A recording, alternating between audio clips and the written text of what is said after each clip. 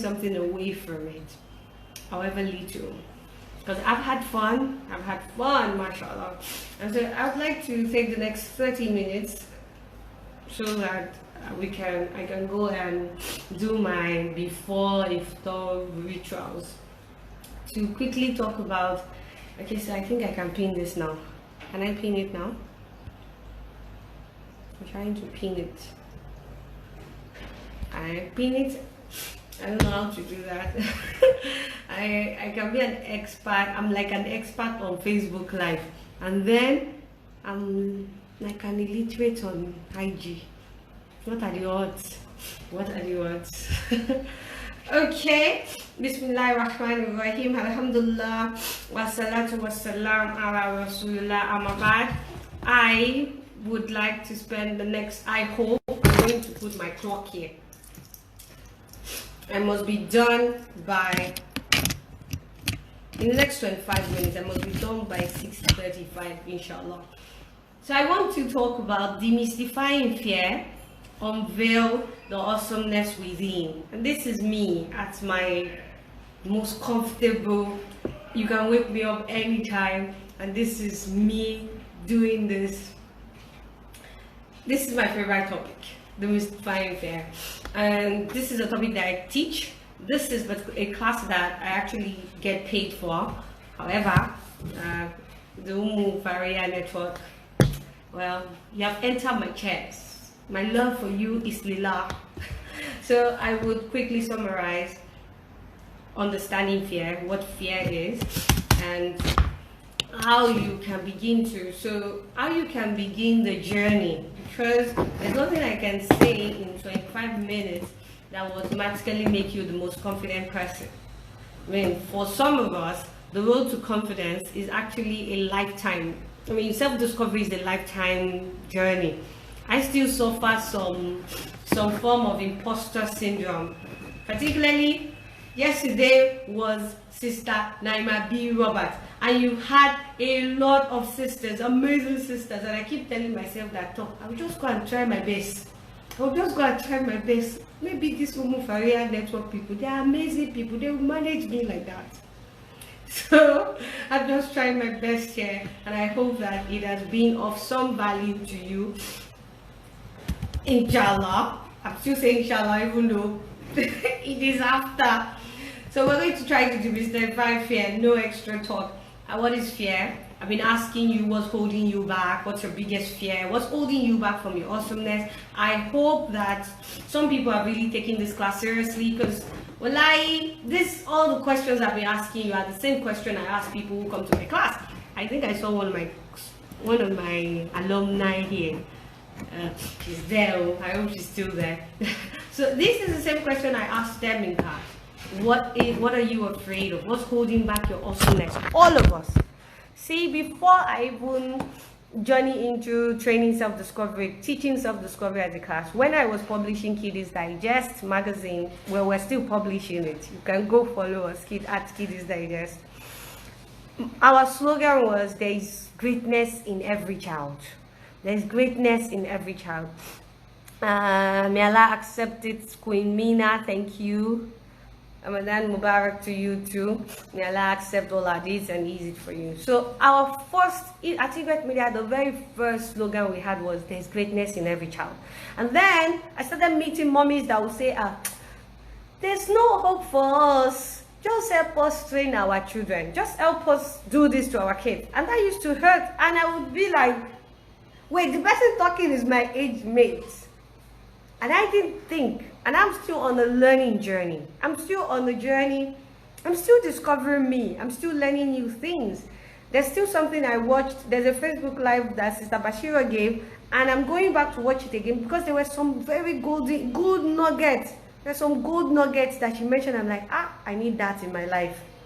So I don't understand how somebody older, even if you're slightly older, anybody less than my mother, anybody younger than my mother must not come and tell me that, because my mom is a self-development junkie. She still calls to say, hey Muti, what are you doing in Lagos now? What are the schools in Lagos doing? What's the new thing? That's my 50-something-year-old mom. So I don't understand you in your 30s telling me that you've given up on yourself. I don't think you've given up on yourself. I think you're afraid. You're afraid that you may not get it. You're afraid that you will fail. You're afraid that they will laugh. You're afraid that the voice in your head will be right.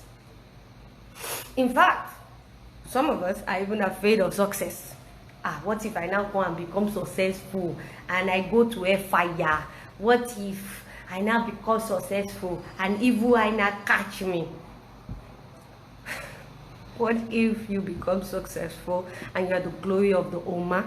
What if you become successful and you give charity, enough charity that you will be admitted in paradise for your charity? Wa alaikum salam. What if? What if? Why do you keep thinking it's a bad thing? I was just reading an article. I was writing my article on Al-Razak, and I was just reading one of my research articles. The guy came from the perspective of, I think he was writing from the perspective of, if Allah doesn't provide for you, don't worry, just have faith. Please, you're writing about Al-Razak. Al-Razak, he provides, he's the provider. Why are you coming from the perspective of it's okay to... Yes, I know that he's trying to teach contentment, but not with Al-Razak. Al-Razak, for crying out loud. How do you take that name of Allah and you are teaching contentment? No, that's not the name you want to use to teach contentment. You want to go to names like Mu'iz, Mudhil. He's the honorer and the dishonorer. If he wills, he can dishonor you because he's the owner of everything. He can do whatever he likes with it. Al-Malik is the king, the owner of the dominion. He does whatever he wills. He gives to whoever he wants. So if he doesn't give to you, it's not because he doesn't like you. It's because he sees good in it. You may not see the wisdom, but he sees it. Please, the guy is the owner. Allah is the owner. He can do whatever he likes. But don't take Al-Razak. Don't take Al-Razak and be teaching contentment. No. Tell them ways to increase their risk. So I just saw the research and I'm like, okay, fine. This person's writing it from the perspective that he's coming from. So I need you to know that yes, things can go wrong. But here's the thing. Nothing will go wrong with your dreams that Allah doesn't decree. So for me, just leave it to Allah. Why are you afraid? Why are you afraid? In fact, I'm not using this note again. I want to talk. Who is your role model that you are afraid? Where do we want to begin? You are a people of Muhammad sallallahu alaihi wasallam who gave up everything on a new religion. Somebody who had faith that it was possible for other people to accept his idea. Let's even go back to the beginning of this religion. One man went on isolation. It wasn't COVID, but he went for meditation. He's been meditating, and then an inspiration came to him. At least that's what. And he went home and told somebody that I saw an angel. You, would you go home and do that? You'll be like, hey, if I go, they will say I'm mad. That's what you're going to say. And he was afraid. He was afraid.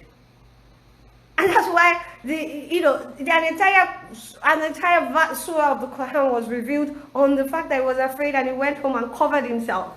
And they said, oh, you covered person, get up. Who sent you a job that you're going to hide? Okay, that's my own tafsir. Anyways, the Prophet could have said no. Well, he couldn't have. But he was afraid. Who would have believed him? Who? And in all honesty, how many people believed him in the first year? Did he give up because nobody would? Everybody thought, they thought he was mad. The reason that they even let him talk was because he had a good reputation. So let us even ask you, what's your reputation in your area? I want to say it in a very Nigerian way, but I know that there are people watching, they are not Nigerians. But seriously, what's your reputation in your area? Who are you? Are you somebody that I can't trust my child with you? Because every time I see you, you're always at all the kids, and then you all of a sudden tell me that I have a dream, I want to open a crèche. No, you cannot open a crèche. At least, well, you can, but my own child is not coming. You that I've never seen you be nice at any child opening which crèche. You don't even help people to carry their children. And so when I said that for you to realize your awesomeness, you should look back at the things that are easy for you. I know people who started creches because they just like people bringing their kids. Taking care of kids are not hard for them. And so when somebody says, start a crèche, I say, me can start a crèche. But you already have a crèche. People are leaving their children with you for free. So start a crèche. And mashallah, it's grown. So you are al-sunnah of a man who was given prophethood at probably the hardest time in history. So that's one part. So that's Prophet Muhammad Ba. Okay, let's go to our forefather, Prophet Ibrahim. What are you afraid of? Prophet Ibrahim's father handed him over to the mob. They gave him to the mob. His own father said, it was my son who did this. His own father, who birthed him, said, this is my son. Wouldn't you have kept the idea of this inspiration to yourself out of fear? But he wasn't afraid. He wasn't afraid. And his own father told them to throw him. So what's the worst that would happen to you if you let the world see your awesomeness? What's the worst? Would it be so bad that your own father would throw you in a fire, would donate you? I mean, you know, some fathers will just hide and say, can't you be keeping quiet? Your own father will carry you and say, what? It is my son. Throw him in the fire. I mean, a fire so gigantic that they said birds couldn't fly 3 miles close. Like, birds couldn't come as close as 3 miles. That was how gigantic that fire was. His own father. Move forward. Somebody should pick another prophet. Pick any prophet. Pick any prophet. Okay, so I'll pick one, my favorite, that I used to teach this fear. And so if you want to take any note, this is what I used to summarize the life of Prophet Musa alayhi wasalam. Everything about the life of Prophet Musa, from his birth to that time at the Red Sea, is an example of confidence that was unrealistic. And here's the thing, I tell people, the notion of faith, of confidence, is very unrealistic, because the odds the world will keep telling you are against you, you might as well just give up. The odds are always so stacked up against you, you think, why am I here? But the truth is that to be confident is to overcome your fear, is to stand in the face of challenge. Yoruba people have something that they say about, you can't call yourself a brave person if you haven't overcome any big obstacle. So for you to even be brave, you need to find something to overcome. All of us want to be called, to be knighted, to be called awesome, but we think that it's going to be easy. No! You know how many people will say bad things about me for all these things I've been talking about since morning? But do I care? No. Should I care? No. I'm just going to do my part. And if somebody comes to say, oh, Muti, next time do this, I say, thank you very much, I would analyze the feedback and move on. But I am not going to not try. So let's start from when Prophet Musa was born. Prophet Musa was born a crying at a time when, what are the odds that he would live beyond the first cry? He was born a crying, and let's start. The mother of Musa was pregnant. If you, at a time when you can't have boy child. Now, if you were pregnant at that time, what would be your prayer? Oh Allah, please don't make me pregnant. Okay, oh Allah, I'm finally pregnant. But okay, God, please, this pregnancy, let it be a girl. Oh. That's all your prayer, right? Because that's what my own prayer will be. Let us be real here. And then, baby was born. It was a boy. Me, I will faint. I'll just go, oh, no, I asked for a girl. How could you do this to me? Because I can't imagine somebody carrying a baby for 9 months and have someone snatch the baby away to kill the baby. So she had a baby boy. What would you have done? I would have cried. So much so that the soldiers would come and carry the baby themselves. I would cry that loud. But she didn't. I believe that she was afraid. I believe that she was afraid. But her faith was bigger. So here comes an inspiration to her. An inspiration that said, take the baby, put him in a basket, and go drop him on the Nile. Ladies, take a baby, put him in the basket, go and put him on the longest river in the world, that I am sure at that time would be so big and overwhelming. Now, let us please come back to the beginning of this intuition. God did not appear to the mother of Musa. This commandment came as an inspiration. So let's see. And this was where I always say, on your journey to self-discovery, one of the things you need to learn is to trust your intuition. I know people who say they don't trust their intuition. My intuition has failed me. Your intuition is a compass. It guides. It guides you. Now, unless it is telling you to go and steal meat in the pot of somebody's pot, or it's telling you something bad, that's shaitan. But a lot of times when it is pushing you, it keeps pushing you. It keeps pushing you. Do this now. You can do it. You keep telling yourself, no, I can't do it. Do this. I can't do it. And then you would come and say, after all these years I've been praying to Allah, Allah did not even help me. What happened to all the inspiration He has been telling you in your head? What happened to all the do this that you keep saying you can't do? Do you think that all the inspiration is just for joke? My sister, you need to listen to the voice in your head and analyze it. Analyze what it's telling you. If you think that you don't trust yourself enough, get somebody to help you to analyze it. So, because if the mother of Musa had not listened to the voice in her head, where would we be today? Well, so she did. Now, that plan is unrealistic. In real life, put a baby in a basket. I said that you should help me save my baby.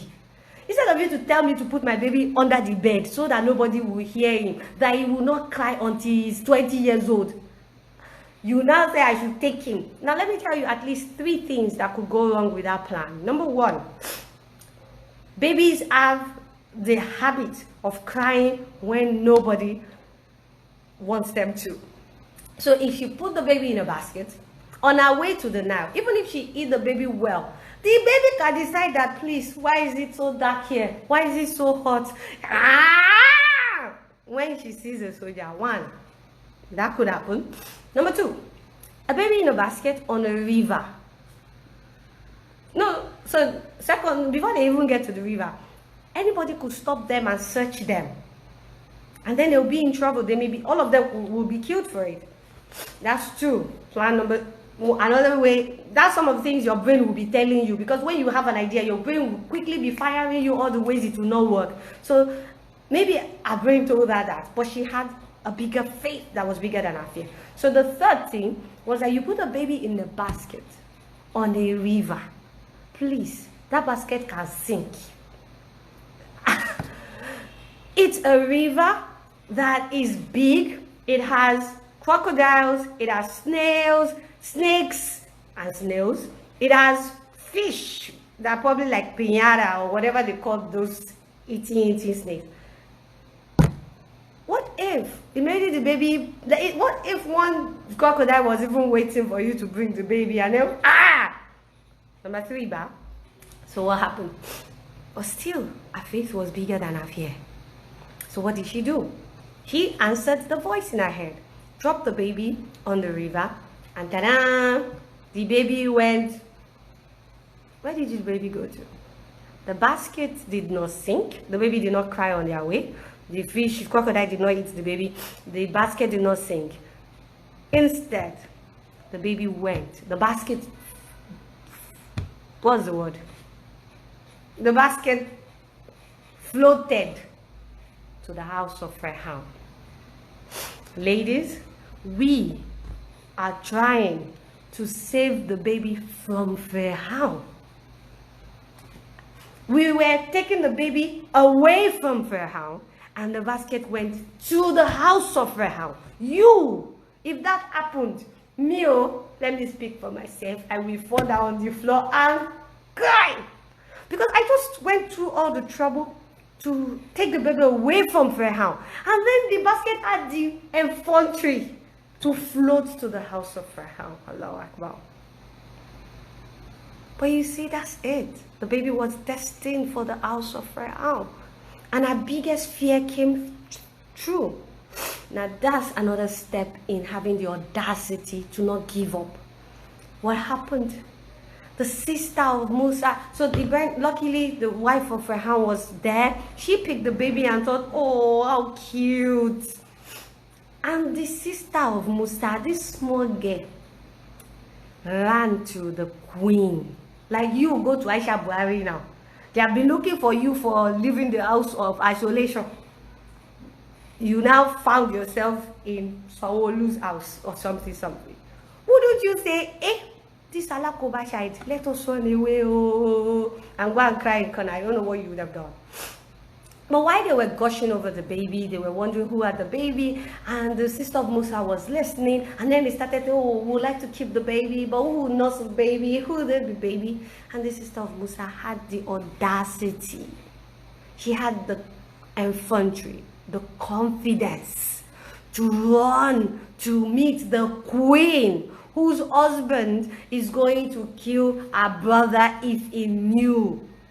And she stepped up and said, I know somebody who could breastfeed this child. There are so many reasons she shouldn't have gone. She was a slave. She was a child of a slave.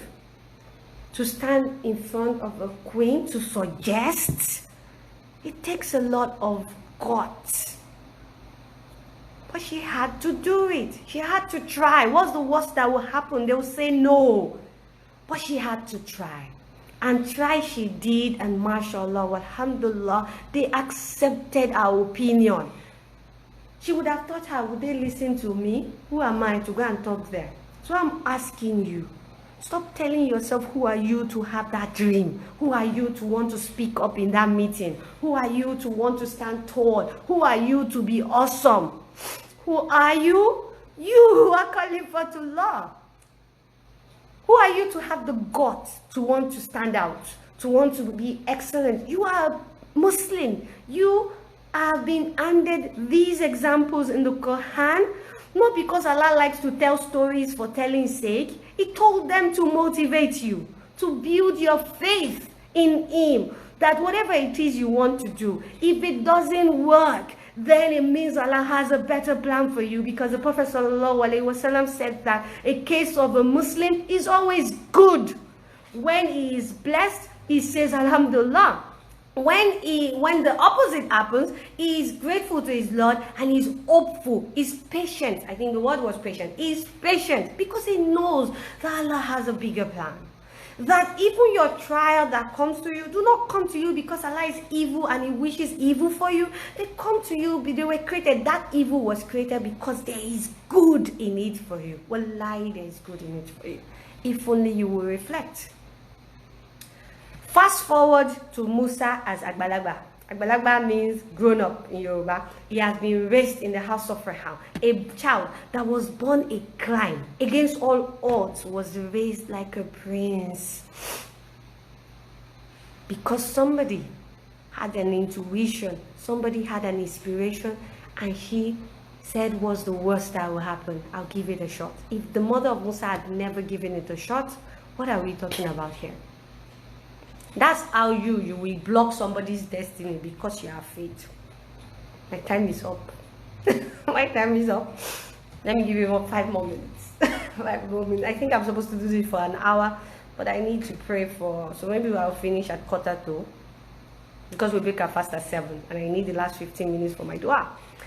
Okay, so let's give it 10 minutes. I hope I'll be able to round it up then. But I must tell the story. So fast forward, Musa committed a crime. He ran away. He has become a fugitive of the land, and he ran away. And the guy found himself in a new place, a new lease of life. He was a shepherd, enjoying himself, beautiful wife, amazing father-in-law. His father-in-law was a prophet. What life? What could you ask for? And one day, Baba was going by himself, minding his business, enjoying his life, being good, and inspiration came again. And this time around, it was Allah himself. And Allah told him, well done, sir. It is time for you to leave your destiny and go back to Pharaoh.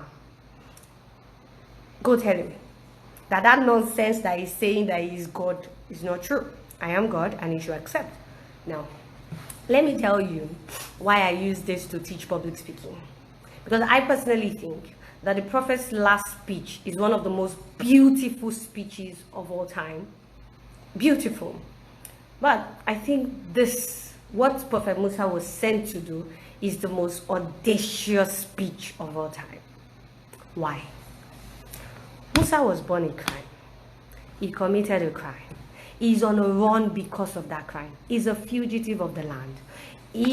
For some accident when he was a child, for an accident when he was a child, is a stammerer.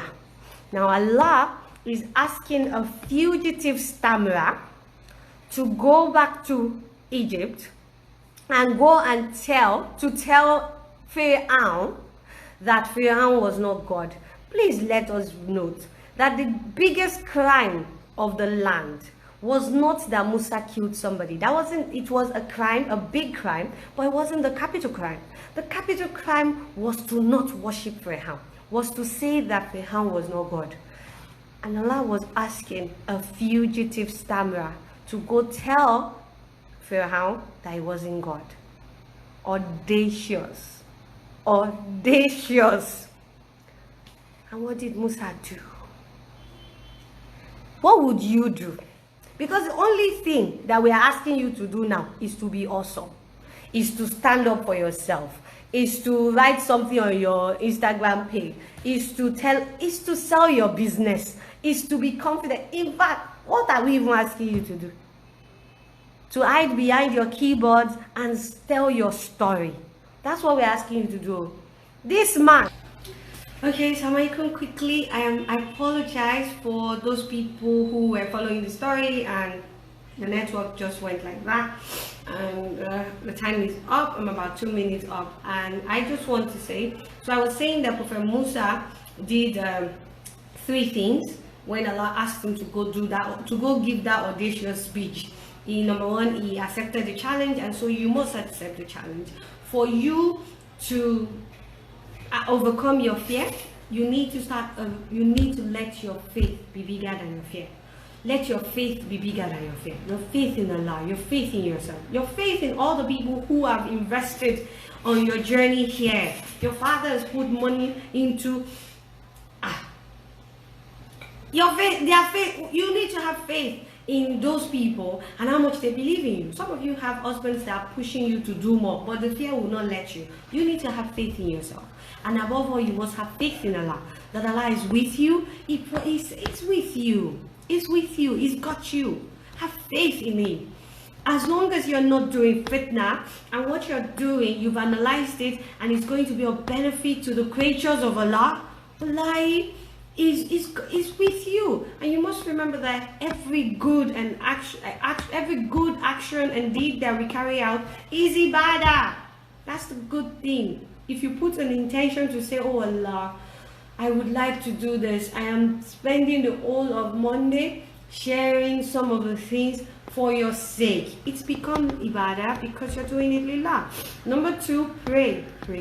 Talk to Allah, ask Allah, I have accepted your challenge. I have accepted your challenge, and I am begging you to help me. Istikhara is a prayer you could do. Do istikhara. Sikka. Do istikhara. Pray to Allah. Pray to Allah. Do 2 rakat and pray to Allah.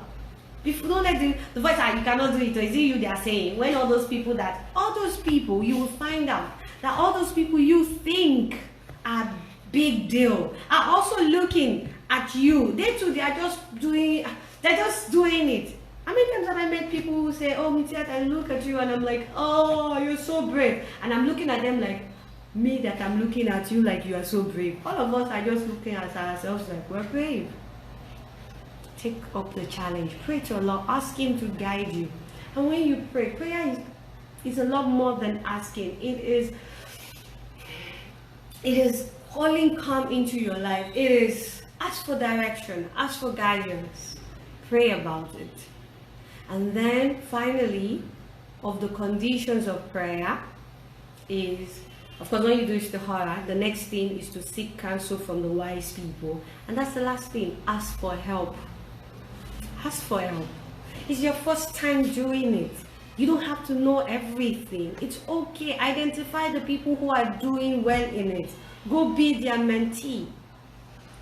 Don't try to, see, there's some of us, and I'm speaking for myself in the olden days me. I want to do everything myself. I don't want to owe anyone. Please, my dear, why don't you want to owe them?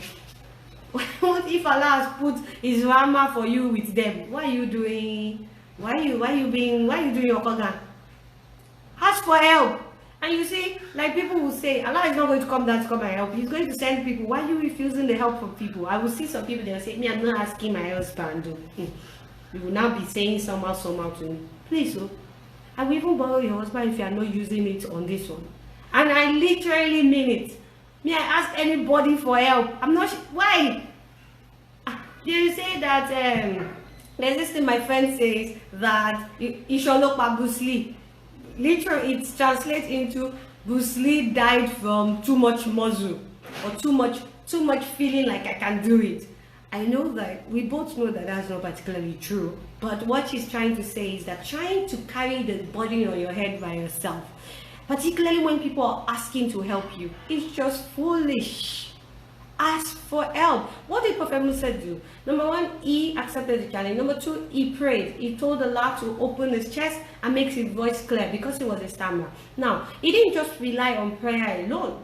He followed prayer with action. He said he asked for help. He prayed to Allah to please make it easy for his brother Aaron to go with him, because Musa was an old man and he was a stammerer.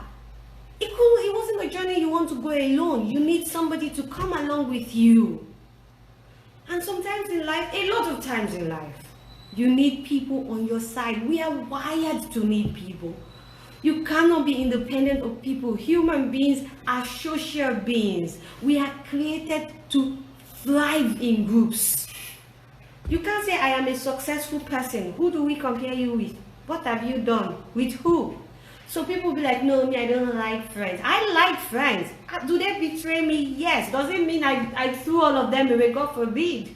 Because sometimes the betrayal comes with a lesson and it's all good for me. And sometimes, a lot of times, my friends are awesome. And besides, if you have terrible friends, you may need to check yourself. Because awesomeness begets awesomeness.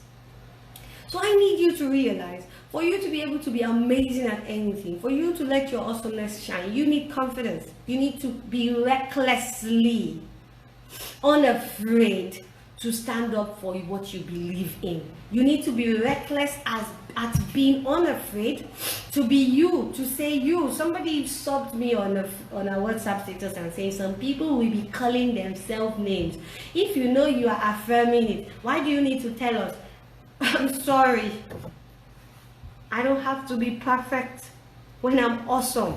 And if it is giving you a headache, why do I care? Block me. I'm awesome. I'm not afraid to say it. And I back it up by action. MashaAllah, alhamdulillah, I keep working on it. When I call myself awesome, when I get to a place and I want to do my Yoruba girl madness for them, I go, don't do this here. You are awesome. It's a reminder. It's a reminder for me to keep, when I call myself awesome, it's a reminder for me to keep remembering that I am a person of insan. Allah called me awesome himself. He called me awesome, and I must remember that. You are awesome. We are all awesome. There's awesomeness in all of us. If only you will let yourself thrive. You need to remember that confidence is hard, but however, the formula is simple. Let your faith be bigger than your fear. Let your faith in Allah be bigger than your fear. Let your faith in yourself be bigger than your fear. Let your faith be bigger than your fear. And if you make a mistake, whatever feedback you get should make you shine better. Whatever feedback you get is supposed to help you be better. It's not supposed to kill your spirit. feedback, yes, we were not raised, most of us are not raised to take feedback well. We see it as criticism, we see it as an attack to ourselves. But whatever it is, every feedback has gold you can take away from. I haven't become a good public speaker because nobody told me I was talking too fast. My mentor was there the first time I gave the big speech, and then he said you were too fast. You should have listened to the timekeeper when he said you should stop.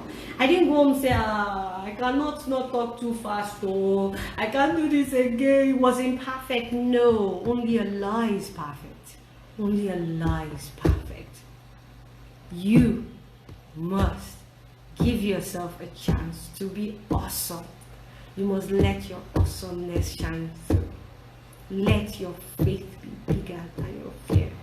Barakallahu feekum. May Allah bless all that have been shared for us. May it be beneficial to all of us in this life and hereafter. I believe that I have finally come to the end of my takeover. Well, I haven't come to the end of it. I'm going to share my iftar with you.